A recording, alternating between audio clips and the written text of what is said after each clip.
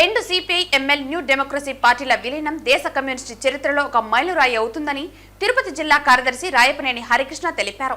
ఈ నెల 28వ తేదీ హైదరాబాద్లోని సుందరయ్య విజ్ఞాన కేంద్రం వేదికగా రెండు సిపిఐ ఎంఎల్ న్యూ డెమోక్రసీ పార్టీల విలీనానికి సంబంధించిన గోడ పత్రికలను తిరుపతి నారాయణపురంలోని ఐఎఫ్టియు కార్యాలయంలో ఆవిష్కరించారు. ఈ సందర్భంగా రాయపనేని హరికృష్ణ మాట్లాడుతూ, భారతదేశంలో సమాజం దోపిడీ లేని సమాజ నిర్మాణం కోసం కమ్యూనిస్టులు నిస్వార్థంగా పనిచేస్తున్నారని తెలిపారు. పేద ప్రజల కోసం ప్రాణత్యాగాలకు సైతం సిద్ధపడే కమ్యూనిస్టులు యావత్ ప్రపంచం సుభిక్షంగా, సురక్షితంగా, దోపిడీ రహితంగా ఉండాలని ఆకాంక్షిస్తారన్నారు. ఈ నేపథ్యంలో సిపిఐ న్యూ డెమోక్రసీ పార్టీల విలీనం ఒక గొప్ప ముందడుగని అన్నారు. మేధావులు, పేదలు, బడుగు బలహీన వర్గాలు సైతం దీనిని స్వాగతిస్తున్నారని తెలిపారు. ప్రజలు ఈ నెల 28న హైదరాబాద్లో జరిగే రెండు పార్టీల విలీన సభకు తరలి రావాలని పిలుపునిచ్చారు. తిరుపతి జిల్లా సిపిఎం న్యూ డెమోక్రసీ జిల్లా కార్యదర్శి వర్గ సభ్యులు వెంకయ్య మాట్లాడుతూ, దేశంలో కమ్యూనిస్టు చరిత్రలో ఇది ఒక గొప్ప ముందడుగని అన్నారు. భవిష్యత్తులో కమ్యూనిస్టు పార్టీలు ఒక తాటిపైకి వస్తే పేద ప్రజలు కలలు కనే సమాజం సాధ్యమవుతుందన్నారు. ఆ దిశగా పడుతున్న తొలి అడుగుకు పేద ప్రజలు తరలి రావాలని పిలుపునిచ్చారు. తిరుపతి నగర కార్యదర్శి వెంకటరత్నం మాట్లాడుతూ, దేశంలో పాలకుల దోపిడీ పెరిగిపోయిందని, వారి నుంచి తమను కాపాడేవారు ఎవరని ప్రజలు ఆశగా ఎదురు చూస్తున్నారని అన్నారు. ఎర్ర జెండా చేతపట్టిన కమ్యూనిస్టులు మాత్రమే నిజాయితీగా, నిస్వార్థంగా పేద, కార్మిక, రైతు వర్గానికి అండగా నిలబడగలరని తెలియజేశారు.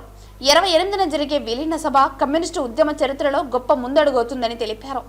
ఈ కార్యక్రమంలో నాయకులు కుడుం విజయ్ కుమార్, లోకేష్, మునికుమార్, మహేష్, వెంకటేష్ తదితరులు పాల్గొన్నారు. ఈ నెల 28వ తేదీ హైదరాబాద్ బాగ్లింగంపల్లి సుందరయ్య విజ్ఞాన కేంద్రంలో ఒక మహోజ్వలమైనటువంటి ఘట్టం ఆవిష్కరించబడబోతుంది. అదేమిటంటే సిపిఐఎంఎల్ న్యూ డెమోక్రసీ రెండు పార్టీలు ఆంధ్ర, తెలంగాణకు సంబంధించినటువంటి అన్ని శ్రేణులు గత 3 నెలల నుంచి చర్చించుకొని రేపు 28వ తేదీన ఏకం కాబోతున్నాయి. భవిష్యత్తు ఈ దేశంలో కమ్యూనిస్టులదే అని నిరూపించాల్సిన అవసరం ఉంది. అదేవిధంగా భవిష్యత్తులో భారతదేశంలో ఉన్నటువంటి కమ్యూనిస్టుల పునరేకీకరణ కావాల్సిన అవసరం కూడా ఉందని దేశంలో ఉన్నటువంటి లక్షలాది కోట్లాది మంది అశేష పీడిత తాడిత ప్రజానీకం కోరుకుంటున్నారు. రాబోయే రోజుల్లో అది తప్పని పరిస్థితిలో ఆవిష్కరింపబడుతుంది. ఎందుకంటే భారతదేశంలో మత విభజన పేరుతో, కుల విభజన పేరుతో కుల రాజకీయాలు చేస్తున్నటువంటి పరిస్థితి మనం చూస్తున్నాం.